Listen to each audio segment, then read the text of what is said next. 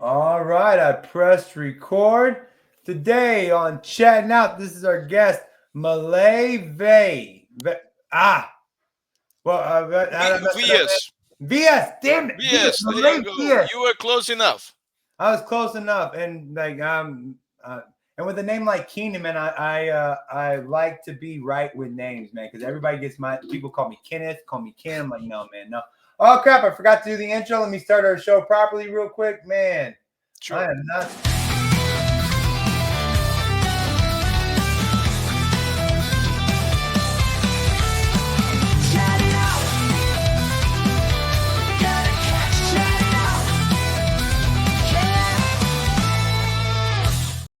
That's how you really start a show. Let me welcome again our friend Malay. I'm not even gonna try that last name again, dude.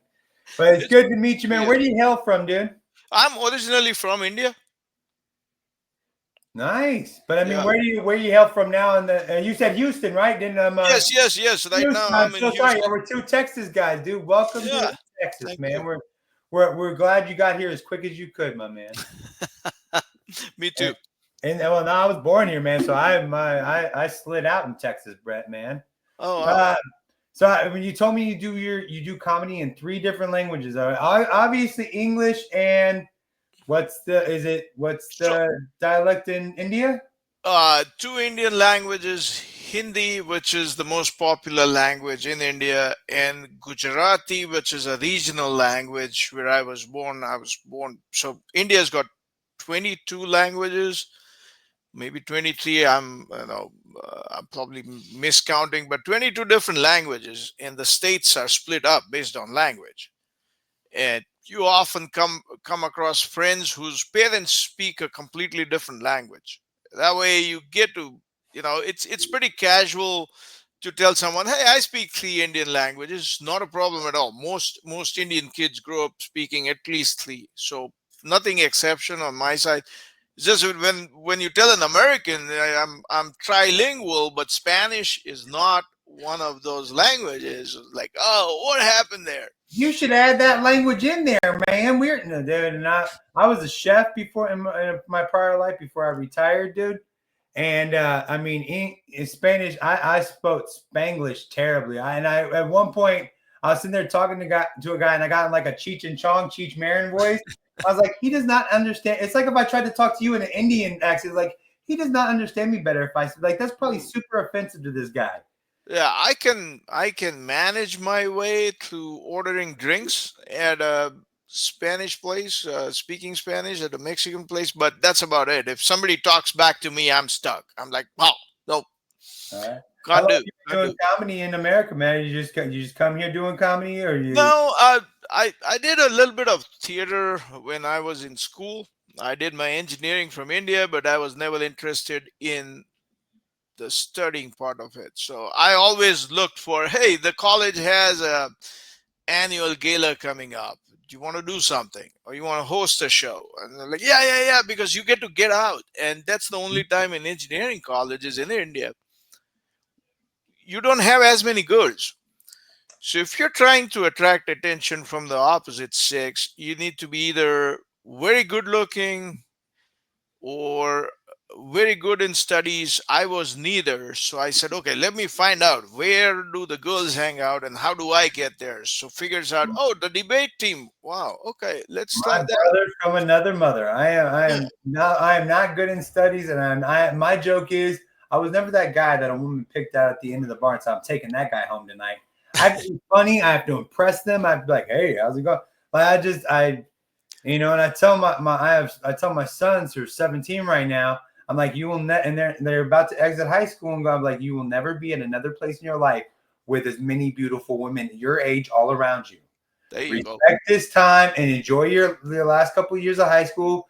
And if you do, because I don't care if they don't go to college if that's not because that's not what they want to do. But this is that time where you're never going to be around as many pretty women as you have in your The, entire the, lifetime.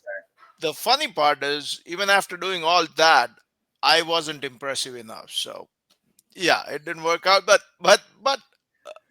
the goal was get on the stage, do something. So that's how comedy continued. I'm in sales. My daytime job is sell equipment that goes into plastics and other industries. So I am used to getting in front of people and doing presentations. But a product presentation gets boring. I've seen people sleeping in front of me. I'm doing a lunch and learn, and they get sandwiches. People eat sandwiches, and then back of the room, there's somebody snoring. I'm Yeah. like, yeah, yeah. And I'm like, okay, I got to get people awake. Yeah. So I would start, my presentations were more humorous than technical. Right. That made people remember me. Oh, that Indian guy. He was funny in his presentation. I didn't sleep in that. I'm like, yes, okay, mission achieved. Like So a spoonful of sugar, man. You gotta yeah, get yeah. in You where get you people fit up. in. Yeah. I mean, as and you had like you probably were naturally funny anyways. Like that's just how it. Because when I was a chef, I would stand when I had to because I was a chef manager of the restaurant. So I spent a lot of some of my time up at the front of the bar, and I would Hmm. treat that little bar area standing up there like it was a stage. I would make everybody laugh, talk to all the women, make the dudes feel cool, and blah blah. Like because there was a little small local bar, so that's kind of where I thought I was honing my craft at. It's probably the Yeah. same for you, man. Wow. And it helps in daily life, man. It does. It does. But yeah, I mean, coming to a foreign culture and doing that I was a little scared at first. I'm still scared. When I do my comedy sets, I don't do crowd work because I don't think in English. Right. Okay, or I don't think in American. If somebody were to heckle me or tell me something in while I'm doing crowd work, my mind would have to translate it into another language, create a response, translate it back. So there's a lag. So I'm Mhm. I'm very scared of misunderstanding someone or not getting the right cultural reference. Though I've been in the country 25 years, I'm 53. Average age of an audience in a comedy club is what, 26, 27. So I got two boys, 21 and 19. And I often look up to them to be sounding boards for my stuff. And guys, is this funny? And they're like, no, dad, that doesn't make sense. And I like, okay, check that off. Yeah, but the people that love you are also the most mean to you as well. Like Yes, my always. my mom and wife and everybody. Like I never like you're not funny. I'm like you're really not my demographic though. I kind of feel like if you find it not funny, other people find it funny. Like one of my jokes because my son opened my phone with his opened my iPhone with his face. Oh, And so I said I was worried about the paternity of my son until he opened his phone with my face. I wasn't ever worried about it, but it was a joke. His mom did not like that joke at all. I said oh man. at family reunion, she's like, "Can you not say that joke anymore?" I was like, "But it's so funny. It's It is. absolutely It hilarious." is. So Yeah. that's my go-to. Is like if y'all don't like it, I'm saying it on stage. And Sure. that's what's gonna Sure. happen. Yeah. And it takes a lot. I'm 41, but I look like I'm 65. In fact, I tell everybody I'm 65. I look good for 65. 41, you're like, that's been a hard life, hasn't it, Keenan? I'm sorry, man. I'm sorry for you. But so I always have to, I'm sure when you walk on stage, people are like, oh, this is the next funniest guy I ever saw. But you overcome that and you battle that forward, man. And I would say if somebody heckles you or says anything, you'd be like, no habla español? No habla inglés? Probably a good one. I can't understand. Yeah, yeah. So we give No, chat. I haven't been. So at least in Houston, people have been very respectful when they see an old Asian guy walk up on stage and say, "Hey, this guy, let's be respectful, not heckle him." Right, But yes, that's one of the reasons I've been extremely scared of crowd work. So I also do shows for the Indian community, and that's something that Indian community uh, doesn't like is you right, can't pick on people in the audience because you don't know who you'll offend. You right. might end up offending the sponsor. Like, okay, where's my money now? Well, guess what? You insulted the sponsor. So yeah.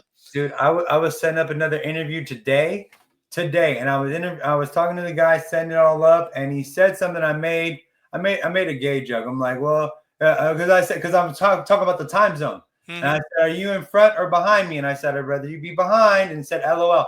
The guy's a pastor comedian, man. Ooh, So, but I mean, it's fine. He was all good with it. It was like, I wish I would have looked at your page before because he didn't send me the link till after I made all these dumb jokes, and now I'm like, wow. can I retract some of my statements, sir? He's like, well, no, I actually he's like, I'm okay with it. Like, I'm a comedian. I hear stuff like that. And he said LOL to it and everything. But after you see that the man's a pastor, like, I would not have made that sexual joke to a pastor. Just not the right crowd. Like you said, Wow. like, that's not the demographic for this joke. Did you ask him if he has open mic on Sunday mornings? Right? Oh, that's and he's not the first comedian minister that I've talked with. I talked to a youth, and they both recently left the church, but one was an ex-youth pastor and one's an ex-minister. And they just like you, they find the comedy because there's like they could probably see somebody in the back falling asleep while they're talking about their God or doing whatever, So you gotta pick it up and keep them active, and that's what kind of builds, And that's what I tell everybody's like, oh, how do you do with people heckle? I was like, I have talked to enough women in my life and heard nothing. That's worse than any heckler. Right. Anybody being silent in the audience is much better than the woman, like your one-on-one conversation and she doesn't laugh or respond to what you said. Right. Yeah, that's cringe. Yeah. I'd much rather have 30 people not like me than one lady. I mean, sometimes women, I won't say heckle, but they'll yell back something, and I make a joke out of it saying, guys, I've been married long enough to when a woman yells at me, I'll just fold my hands, look down, and say, yes, sorry. I've been trained to do that. And that works well with women. They're like, okay, haha, the guy was funny about it. True, too, man. I say, I get in trouble for saying sorry too much. I was raised by a single woman, and I've been married since I was 19. So I can say yes. I can say yes to him. I'm like, yes, ma'am. I'm sorry. You're right. You do. I'll be quiet. My bad. Because if she's not happy, I don't care. And then it seems to make life easier just to shut up and be happy. So how long have you been doing comedy now altogether? So that's in American comedy about 2 years. Okay. And before that, I did comedy in Indian languages for Indian people here in Houston. I opened for visiting Indian comics. So good. In the last 10 years, comedy bloomed in India, like as a major source of entertainment. We have comics who have over 1 million followers on Instagram, do shows here. Excuse me 1 second. Yeah. Okay, you got 1 second. I told you I was on an interview. What's up? Kennington. Moan. Okay, that's great. You go. Thank you so much. I told you I'm on an interview. A little bit longer. I'm so sorry. Hey, Jack, will you shut my door? Okay. Not everybody needs to hear this. Thank you so much. I apologize, man. No problem. Oh, man, he listens to me so well, dude. Yeah. He came in to say what somebody else has said. Somebody else, like somebody on his YouTube called somebody else a moron. Oh, wow. And so he's like tattling on him. He's tattling. Yeah. So I apologize, man. I'm sorry. What were you saying before you were so rude? So when Indian comics come to the US, and these guys have Netflix specials, and these are big stars, I opened for them in Houston, Austin, and Dallas. And when I started that, I'm like, okay, that level of writing is where I was not even closer. I'm like, my jokes were, I would say, low-hanging fruit for the Indian population as well. So I said, either I let somebody else open who deserves it, or get down to writing. And in my college days, I used to write for the local newspaper. So, but over the number of years, migrating, chasing jobs, etc., the writing habit went away. And to bring that back, I resorted to comedy, because unless you write, you cannot perform. And that's how I still open for a bunch of comics. I'll be doing another 3-city tour in June. I'll do Friday Austin, Saturday Dallas, Sunday Houston, 3 days opening for them. Awesome. That's how I got into comedy. And 2 years ago, I thought, if I'm funny enough, let's try the American bar scene, the comedy clubs, see if what I write relates to the American audience, So yeah, 2 years later, it's almost like, okay, I may or may not be good, but I like doing what I'm doing, so I'm going to continue doing it. I don't care. People find me funny. That's fine. Yeah. And that's I mean, like I said, dude, I hope as we get older, I'm getting older too. Don't think I'm talking, but you got to exercise these muscles and do these things. And, yes.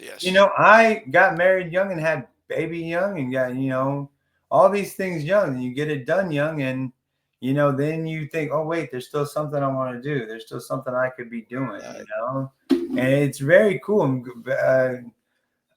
It's actually inspiring, dude, to keep. I mean, because as you said, you have what'd you say? You have 19 and 21-year-old kids. 19 and 21. So I mean, I'm gonna guess that you've been married for a long time. 26 years. Sheesh, man. So I unfortunately got a divorce. We 14 was the first, and okay. Yeah, I was done, man. I could see that finish line, man. My daughter I have 2 grandkids, man. My daughter is 22 years old, and I have 2 grandkids. And this guy comes along, this was not that. I was like, we were almost done. What happened? Let's restart this game. So now I got another 18 years to finish, man. It's almost like a life jail sentence, dude. I see what you say. So our youngest one left home last August. So that was the empty nester phase, and I always joke about it. There's this one moment in life where you need to have a different expression on your face, and there's something else going on in your heart, right? On your face, you got to show that sorrow, your youngest baby's leaving, and in your heart, it's like, yes, man, I got the internet speeds back now, and there'll be toilet paper in the house, and the electricity bill won't be that high, because in their rooms it's like Alaska. It's 47 degrees all throughout. So yeah, those kind of changes were welcoming. It's your house is back. I always think back. There's a Next Friday movie with Ice Cube and John Witherspoon, who's also a comedian. He's like, I can't wait to get you out of the house. Me and your mom are gonna be able to walk around naked again. Dang, dude, I'm gonna tell my son that. Like, nobody wants to think of their mom walking around naked. Yeah.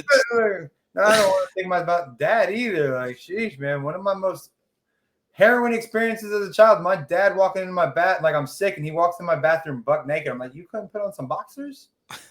Why not, man? Like, dang, dude. No, my kids' moment of trauma was in a YMCA changing room. I took them when they were younger, took them to the YMCA pool. And we come back to the dressing room. I was like, guys, this is where you change. And they're old men walking around with nothing on them. And I'm like, oh, shit. It's like wrong decision. My kids still joke about that. Dad, we remember that was abusive for us. I'm like, yeah, sure, go ahead. My grandfather did the same thing, although we just kept going to the damn gym. That's why today my sons walk around without their shirt. I was like, put on a shirt. And then I'm like, and 3 of them and their homeboys will walk out of their room without a shirt. I'm like, dude, why put on a shirt? Why none of y'all wearing shirts? And their mom's like, well, you were never in a locker room? But like, I've been in locker rooms. That's why I wear clothes. Because I don't want to see y'all don't want me walking around without a shirt. Yeah. Like, let's keep it together, my guys. I mean, that might be what your boys might be a little bit more modest because they've seen that. Like, they see, like, man, I don't want to be that grown, man. Like, no, both of them played sports in high school, so that modesty is gone. Yeah. But we'll have kids walking and boys walking around in their underwear. It's pretty common sight, and it's 3 men in the house. Our dog is male too, so there's no sympathy factor. There's no emotion, and our household, we all I think sarcasm is our love game. Okay, we don't pay each other a straight-handed compliment. If my kid comes and tells me something really nice, sweetly, it means that he needs money, or he's bumped his car somewhere, or something's gone wrong. Otherwise, it's always like nothing comes straight. We just even a good grade in schools.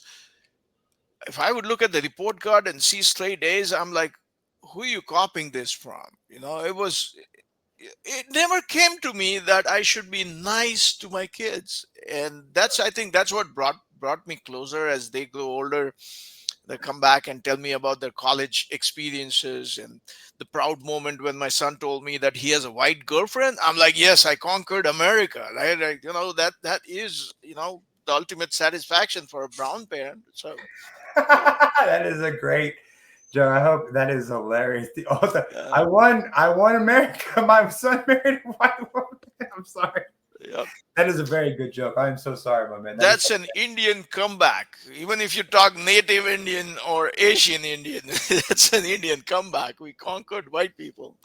So yeah, it's and I feel like because I've dated a black woman before, I conquered being a white man. Like, boom, I'm good. I'm all right. I can do it. I never dated. I would do. I don't think I've never had stuff composed enough for an Indian woman to want to.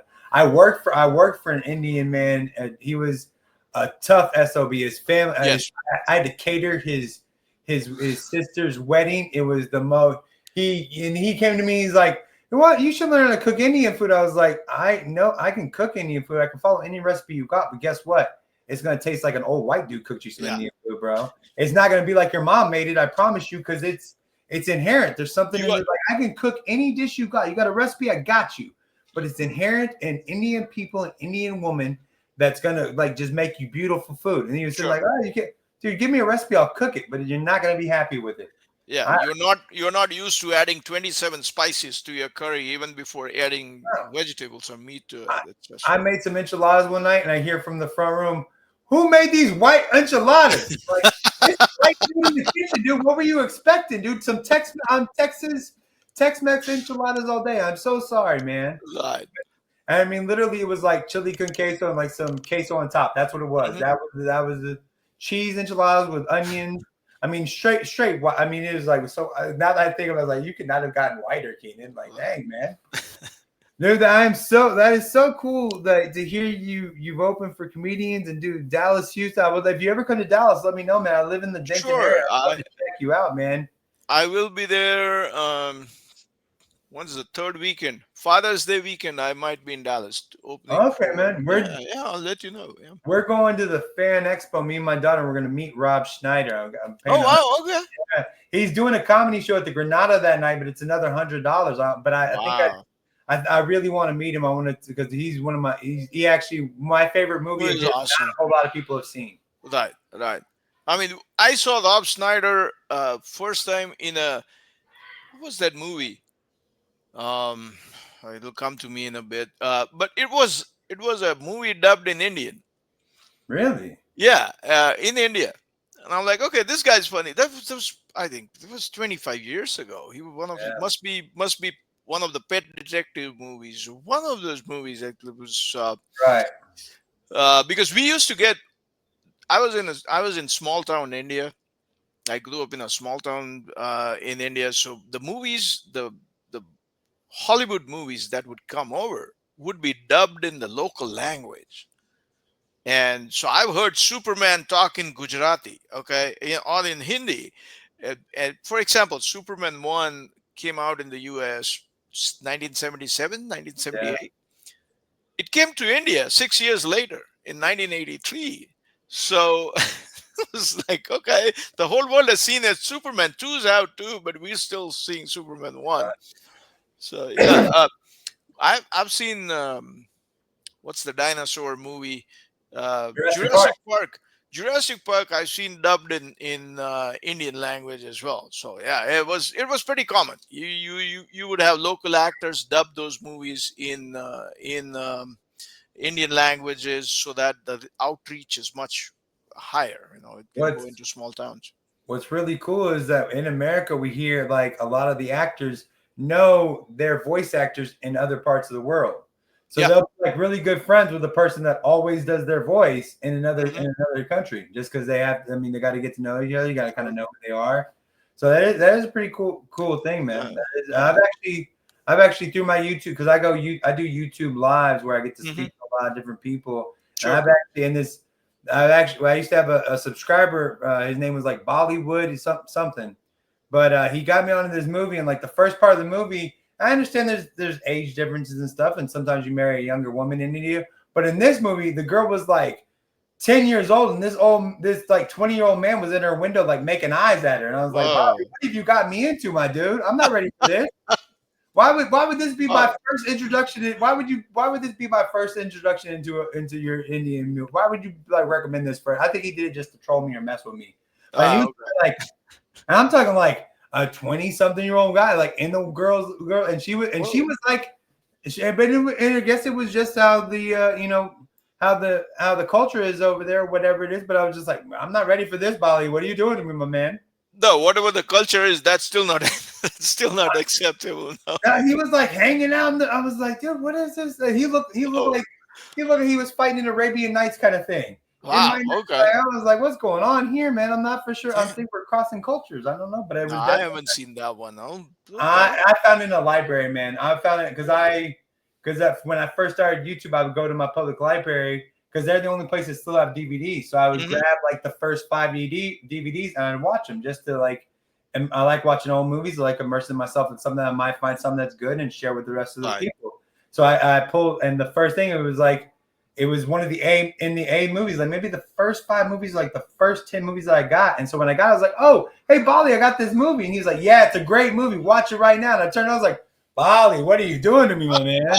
Why didn't you warn me, dude? And I went to the library. I was like, why is this at the library, my guys? Like, I understand, like, I don't know. It was everything else was good though. I mean, and he was he would come and mess with me all the time. I love talking about cultures, right? So 80s, going back to the 80s, right? One thing that always amazed me was when we listened to Michael Jackson's album Thriller for the first time on a cassette tape. That I had an uncle. I have an uncle in the US who brought me that cassette tape, and we had a little cassette player. We'd put that in and listen to songs like Beat It or Thriller, not realizing who's singing because it's on a cassette tape. You don't know who's singing. You have no idea what a music video is because we had a state-run television channel that would put in some farming shows once every day for an hour. So we had no idea till the channels opened up and we watched the Grammys for the first time. That's when we realized Michael Jackson is a dude and he's black. We had no idea. Crazy, man. Because we never heard. Okay, pop music was good, and we've never heard pop music like his. And it was instant attention. My friends would come over to my house to listen to that cassette being played. Right. And we would enjoy the songs, great beat. And then when we saw the Grammys later that year, it was like, this guy is a guy. So that was a big cultural shock. Right, in the Thriller album out, his pick wasn't he like in a wolf costume or something? Yes. Yeah, that's what I'm saying. Like that so you was had no much later. We just had the audio. I saw the Thriller album probably 2-3 years later at a video cassette store, and the making of it because Quincy Adams made this production video on how. I've seen it, my man. You're preaching. I've seen the Quincy Adams. Yeah. So that was pretty impressive, but. Till that time, we didn't have an idea that songs will be promoted by a music video. We didn't have MTV. MTV came in 88, 89 in India when satellite TV came in. So I do have I do some jokes about how we watched our first adult video on a black and white TV. So it was, we've been through tougher experiences. So yeah. Well, and that's I think, and I'm from the '80s in America, so it's a different time in America. Like from what I experienced to what Americans experience now, is night and day. I'm like the last generation that got to walk around on the streets and like, okay, be home at dark. Yep. All right, or like okay, you can. And it's not like my son is a genius, not because of me, because of YouTube Kids. They always tell you, they always tell you. Oh, don't let your kids watch too much TV. No, we were watching stupid TV. Right. I watched because here we would get like regular TV all day long, but it was dumb, stupid TV. You wouldn't learn anything. Yeah. Like my kid, he learns everything, and I'm like, man, if we would have had this, I might had nothing to do with me, man. Nothing to do with me at all. Yeah. I don't give all the credit to YouTube Kids. The way kids learn is different, and it's gonna change more. From a corporate standpoint, right? We're now told to make a 30-second video of your product because people's attention span is not there. We're not used to seeing a 1-hour lecture. So I don't know how schools are going to be maybe 10 years from now. That they're already kind of breaking because my son is on the spectrum, but like I said, he's on he's like that Tesla type spectrum. He's like way too smart. He's a piss you off type of smart. Oh, wow. Okay. He makes you mad. But so for him, they put them in centers, and maybe it's not 30 seconds long, but they'll put them in a center for 30 minutes. They move over to this center, and let's go here to that center, and here, okay, now we're doing this. So that's how they teach kids. So it is kind of going to that short attention span, like you're saying, like not 30 seconds yet, but 30 minutes is pretty short. Yeah. Like I spent all 7th grade year learning about Texas history. We're the only state that have an entire history class about ourselves. Sure. You don't go to Oregon history class in 7th grade. Like we are the only state in the union. Like we're on. Like people ask me, where are you from? Like the great country of Texas. Like it's just a different place. It's just I admire Texas history because that's how I learned Texas history. Because my 7th grader had a project, and because he liked kolaches, he took a project on how Europeans came to Texas, and he made me travel. We went all the way to the small Texan towns in Central Texas and visited various places where Germans came in and explored. So that was my learning from whatever I know about U.S. history, or especially Texas history, was from his class notes. I'm like, oh, okay, this also happened. Every year on the way to our family reunion, we stop at a kolache stand that this Amish couple runs, and they do the old German Czech style. Oh, okay. That is like that, and I think it's called the Kolache Company or something like that. Where's that at? I'd say my family reunion in West Texas, so traveling from Dallas to West Texas, like not Panhandle, but like just western, like West Red Dirt. Okay. Nothingness, West Texas, man. Oh. Just like my family, like I might be a true Texan, dude. I mean, some like there's definitely like some Irish European in there, but we've been here for a dang long time, unfortunately. Oh, okay. I know there are a few old shops. I think New Braunfels, Fredericksburg has some old. When you go from Houston to Austin, when you go on 71, there's an old. It's called Hannah's Bakery or something like that. Hrushka's. Hrushka's on 71 is supposedly age old, Czech baking style. So yeah, I like discovering hidden gems, and I like doing comedy in small towns because that's where people get more amused. Like, okay, old Middle Eastern looking guy doing comedy about us, and I got some good response from small towns. So yeah, Texas is so dang big, and you're close. You should do that. You should go to Kill Tony or something one time. Go do that. You're so close to all these. I mean, Austin, Houston are just a hop, skip, and jump away. Yeah, sure. I don't know if I'm funny enough to be there, but it's also. If you've ever seen a lot of these people are not funny enough, man. They've done it, and you go up there, you do like your 1 minute of comedy, and you see what happens. I mean, it might be nothing. You might suck, or you might be on tour with this guy Tony, whatever. Tony Hinchcliffe or whatever. Right. I hope Tony's watching this. So yeah. No, he doesn't care about me yet. And luckily, this is just being we can say whatever we want. We're just being recorded. I'll edit it out. Whatever bad stuff you want to say about America right now. Not a problem. No, I learned about Kill Tony about a year ago, and it involves going over to Austin on a Monday, putting your name in a jar or a bucket, and you may or may not get pulled up.